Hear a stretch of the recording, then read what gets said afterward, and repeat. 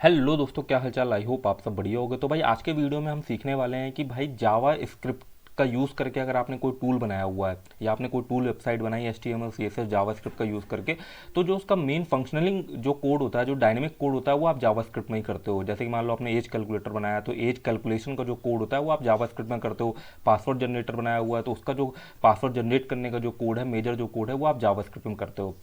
तो अब आप जानते हो यार, HTML CSS जावास्क्रिप्ट एक क्लाइंट साइड लैंग्वेज। जब भी आपने कोई आप बोलोगे जाके JavaScript HTML CSS based website को जब एक्सेस करते हो, तो वो सारा जो कोड है वो ब्राउजर में विजिबल होता है। फॉर एग्जाम्पल के तौर पे अगर मैं आपको दिखाऊं जाके, तो मान लो मैंने खोला W3 स्कूल, ये मैंने वेबसाइट खोली। तो W3 स्कूल वाली वेबसाइट पे जब हम गए तो यहाँ पर जब आप देखोगे, तो अब मैं इसका अगर कोड ओपन करूँ सारा ब्राउज़र पे, तो आप देखोगे इसका जो HTML CSS जावास्क्रिप्ट का जो भी कोड है वो सारा हमें विजिबल हो रहा है। नीचे अगर हम जाएंगे यहाँ पर, तो यहाँ पर जावास्क्रिप्ट लगी देखो। तो इससे क्या होता है, इससे हमें इसकी जो भी इसके वर्किंग होती है वो पता चल जाती है, या हमें इसका कोई कोड चाहिए होता है अपनी वेबसाइट के लिए, तो वो हम कॉपी पेस्ट ईजिली कर लेते हैं और उस कोड में चेंजेस भी कर लेते हैं। ठीक है ना। बट अगर इसी कोड को अनरीडेबल बना दिया जाए, मतलब समझ में ही ना आए कि भाई ये कोड लिखा क्या है, तो आप इसे मान लो कॉपी तो कर लोगे बट इस कोड में कभी कोई चेंज नहीं कर पाओगे। एज इट इज वहीं तक ये कोड जो है वो सीमित रहेगा। तो इस कोड को क्योंकि विजिबल है, तो आप चाहते हो कि भाई इसमें थोड़ी सी सिक्योरिटी लगाना है कि कोड जो है वो आपका कोई समझ ना पाए कि आपने क्या कोडिंग करी हुई। तो उस चीज़ के लिए आप यूज़ करोगे जाकर के एक टूल का है, एक आप कह सकते हो कि एक सिस्टम होता है, एक फंडा होता है जिसको हम बोलते हैं। यहाँ पर हम जाएंगे और हमने लिखा जाकर के जावा स्क्रिप्ट,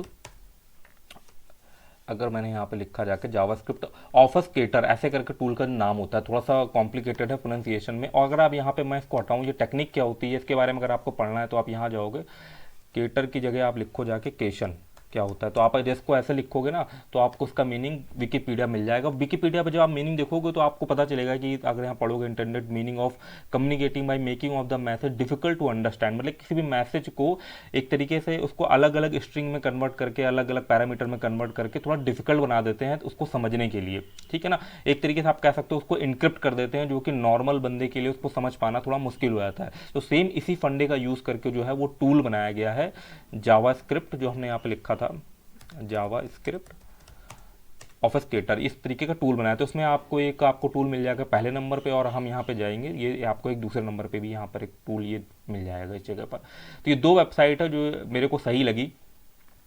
और इसमें अगर हम देखें इसका कैसा सिस्टम क्या होता है जाकर के, तो ये देखो यहाँ पर जैसे कि एक फंक्शन बना हुआ है इस जगह पर। ठीक है ना। इसको मैं यहाँ पर कर देता हूँ अलर्ट, यहाँ पर मैं लगाता हूँ अलर्ट, ऐसे करके मैंने अलर्ट लगाया यहाँ पर, ताकि अलर्ट हमारा प्रिंट हो जा करके। तो यहाँ पर हमने क्या करा, इसको जैसे ही आप यहाँ बटन पे क्लिक करोगे, तो ये आपका जो कोड है ये इनक्रिप्ट कर देगा।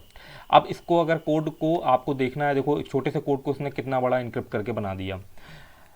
अब ये तो देखो काफ़ी बड़े में कन्वर्ट करा। अगर मैं यहाँ दूसरे वाले टूल का यूज़ करूँगा तो ये मेरे को थोड़ा ज़्यादा बेटर लगा जो भी मैंने देखा था। अगर मैं यहाँ पर जाऊँ ना, इसमें अगर सेम ही कोड को अगर मैं इनक्रिप्ट करूँगा ना, दोनों कोड को हम सेम कर लेते हैं, पहले इंक्रिप्शन देख लेते हैं जाकर के।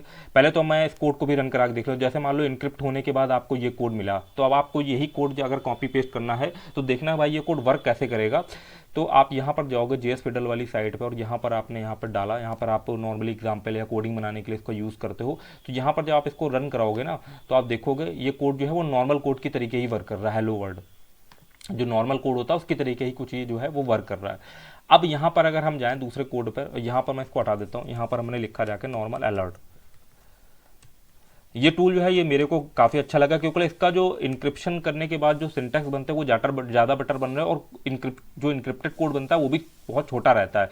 अगर मैंने यहाँ पर अलर्ट को करा, तो ये देखो यहाँ कितना छोटा कोड बना जा करके। अब इसको मैंने यहाँ से कॉपी करा जा करके नॉर्मली, और इसमें थोड़े से टूल मेरे को एक प्रॉब्लम लग रही है। देखो इसमें लास्ट में जो कोड है वो लगभग विजिबल हो जा रहा है कि यहाँ पर क्या कोडिंग मैंने लिखी थी। अगर यहाँ पे देखोगे ना, तो ये कोडिंग जो है वो आउटपुट में लगभग कुछ विजिबल हो रही है। बट इसमें क्या है, काफ़ी अच्छा इनक्रिप्ट कर रहा है, ये इसमें बिल्कुल ही नहीं पता चल रहा है कि आपने क्या कोड यहाँ पे लिखा था। तो इस टूल का यूज़ करो, ये ज़्यादा मेरे को बेटर लग रहा है।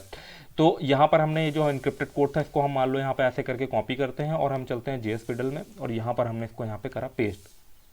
अब इसको हम यहाँ पे वापस से रन कराते हैं, तो आप देखोगे ये जो हमारा हेलो जो है वो प्रिंट हो जा रहा है।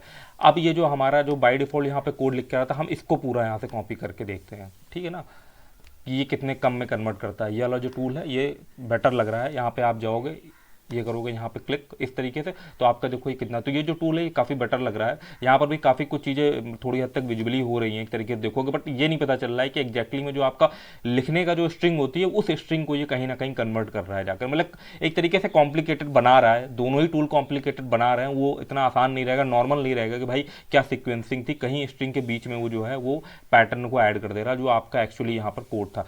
तो इस तरीके का जो सिस्टम अगर आप यूज़ करोगे तो ये जो ब्राउजर में जो कोड है वो आपकी एक्चुअल स्क्रिप्ट के तरीके वर्क करेगा, और आपका कोड जो है वो थोड़ा सा अनरीडेबल भी हो जाएगा कि समझ में नहीं आएगा कौन सी चीज़ कहाँ से स्टार्ट है, कहाँ से क्या लिखा है, कौन सा फंक्शन कहाँ पे घुसेड़ा हुआ है। अगर हमने यहाँ पे डाला और उसको वापस से वाले कोड को रन कराया तो देखो आपका हेलो वर्ड जो है नॉर्मली चल रहा है। बस ये जो टूल पे क्या है ना, इस टूल पे जो मुझे लग रहा है, इस टूल पे लग रहा है कि ये जो थोड़ा छोटा जो कन्वर्ट करने के बाद जो इंक्रिप्शन कर रहा है वो थोड़ा छोटा कर रहा है, और ये वाला जो टूल है वो थोड़ा जो है वो कहीं ना कहीं इसका इंक्रिप्शन थोड़ा बड़ा है। अब हो सकता है तो सिक्योरिटी कुछ ज़्यादा लगा रहा हो, बट मेरे को ऐसा कुछ समझ में आ नहीं रहा है। तो यहाँ पर जो है इस टूल को जो है वो भाई मेरे को थोड़ा बेटर लग रहा है। और आपके पास अगर मान लो आपके पास कोई जीएस की फाइल है तो आप यहाँ पे वो जो फाइल है उसको भी यहाँ पे अपलोड कर सकते हो। दोनों यहाँ पे भी दिया होगा, यहाँ पे भी देखो फाइल अपलोड करने का ऑप्शन है, यहाँ पे फाइल अपलोड करोगे तो वो फाइल अपलोड होने के बाद पूरी जो है वो फाइल को इनक्रिप्ट करके आपको दे देगा। अब इसमें आपको ये बात याद रखनी है कि जो आपका मेन कोड वाली फाइल हो, जैसे कि जो मेन कोड लिखा है ना, उसकी भी आपको एक कॉपी बना के रखनी होगी। मान लो फ्यूचर को आपको अपनी कोडिंग में कुछ चेंज करना है ना, तो आप अपनी मेन फाइल पे चेंज करोगे, फिर यहाँ से वापस से फाइल अपलोड कर देना है, या कॉपी पेस्ट करके आप जो अपने कोड को है वो इनक्रिप्ट कर सकते हो। अब ऐसा नहीं है कि यार ये जो इनक्रिप्शन के बाद कोई कोड जो है वो आपका कॉपी पेस्ट नहीं कर पाएगा। अगर मान लो जैसे मैं W3 वाली वेबसाइट पे गया था ना यहाँ पे, तो कोड इनक्रिप्ट करने के बाद ही बंदा कॉपी कर पाएगा, और वो कोड एज इट इज आपकी वेबसाइट पे भी वर्क करेगा, जो मेन वेबसाइट थी वहां पे जैसा वर्क कर रहा होगा। बट एक फायदा आपका ये हो जाता है कि मान लो किसी ने आपका इनक्रिप्ट करने के बाद कोड कॉपी किया, बट वो आपके कोड में किसी तरीके का कुछ चेंज नहीं कर पाएगा, और ना ही आपने किस तरीके से वो कोडिंग करी है, आपने क्या फंडे लगा करी थी, आपने क्या दिमाग लगा करके प्रोसेस बनाया हुआ है ना, वो प्रोसेस भी उसको कभी नहीं समझ में आएगा जाकर के। तो ये चीज आपके लिए एक बेटर वाली चीज हो जाएगी। और कई सारी वेबसाइट जो आपको टूल वाले वेबसाइट पे लोग काम करते हैं ना, वो इस चीज का थोड़ा सा स्मार्टली प्ले करते हैं। वो अपनी जो जावास्क्रिप्ट की फाइल होती है उसे इन्हीं तरीके के टूल में का यूज़ करके, या तो इस टूल का यूज़ करके उसे जो है वो इनक्रिप्ट कर लेते हैं। उसको अगर हम बोले जाते तो ऑब्फस्केट कर देते हैं जाकर, ठीक, ऑब्फस्केट पता नहीं क्या किस तरीके से प्रोनाउंसिएशन करते हैं इसका ना। तो ये जो है, तो आप भी इस तरीके का स्मार्टली काम कर सकते हो। अगर आप कोई टूल वाली वेबसाइट में काम करने जा रहे हो, या आपने किसी की टूल वाली वेबसाइट में कुछ इस तरीके का कोड अगर देखा होगा इंक्रिप्शन में, तो आप सोचते हो पता नहीं भाई ये कौन सी प्रोग्रामिंग लैंग्वेज में लिखा हुआ है जो कि आपके समझ में नहीं आता, तो वो लिखा नॉर्मल लैंग्वेज में ही है जावास्क्रिप्ट में, बट उसे इनक्रिप्ट कर दिया गया है, जो कि भाई वापस से उसको हम बोले तो डिक्रिप्ट करना या वापस से उसको डिकोड करना इतना आसान नहीं होगा। आसान क्या यार, इसमें बहुत सारा समझना पड़ेगा ना, एक एक बंदे को वेरिएबल समझने पड़ेंगे, भी कौन सा वेरिएबल रिप्लेस होकर के यहाँ पर क्या वेरिएबल बनाते हैं। क्योंकि भाई देखो जब भी इंक्रिप्शन चलता है तो एक उसमें सेट होता है चीज की भाई वो हाई को इस तरीके से कन्वर्ट करेगा। हर इंक्रिप्शन में पैटर्न होते हैं, ठीक है ना, तो कौन से पैटर्न कर को फॉलो कर रहा है, तो उसके लिए जैसे कि मान लो इस टूल का कोई बंदा यूज कर रहा है अगर, तो इसका कोड जो है वो पूरा गिटहब में पड़ा होगा, क्योंकि गिटहब की यहाँ पर है, आप यहाँ पे जाओगे उसका गिटहब में कोड मिल जाएगा। तो उस कोड के अंदर पूरा सिस्टम लिखा होगा कैसे कैसे ये जो है इंक्रिप्शन को बनाता है, किस वर्ड को किससे रिप्लेस करके क्या बनाता है, जो कि परफेक्टली ब्राउजर पे चलती रहती है। यूनिकोड का कुछ यूज़ करता होगा, यूनिकोड के सिंबल वगैरह का, ठीक है, या यूनिकोड के कैरेक्टर वगैरह का यूज़ करके कन्वर्ट करता है, तभी उसको जो है वो रेंडरिंग में वो प्रॉपर नॉर्मल स्क्रिप्ट के तरीके वर्क करता है। तो ये सब टूल का आपको यूज़ करना चाहिए, ठीक है, अगर आप अपने कोड को प्रिवेंट करना चाहते हो, कुछ जो इंपॉर्टेंट स्क्रिप्ट हो जो चाहते हो कि भाई ये जो है इस मेन स्क्रिप्ट के बारे में भाई लोगों को ना पता चले, वो कॉपी पेस्ट तो कर लेंगे बट उसमें कभी कुछ चेंज नहीं कर पाएंगे, ठीक है। तो ये सब फंडे आप यूज कर सकते हो, और दूसरे जो लोग करते हैं वो किस तरीके से करते हैं उसका भी आपको आइडिया जो है वो इस वीडियो में मिल गया हो। तो भाई अगर वीडियो आपको अच्छा लगा हो तो भाई वीडियो को लाइक कर देना, चैनल पर नए हो ऐसी यूजफुल इन्फॉर्मेशन चाहिए तो भाई चैनल को जरूर सब्सक्राइब कर देना। मिलते हैं अगले वीडियो में भाई, तब तक के लिए धन्यवाद।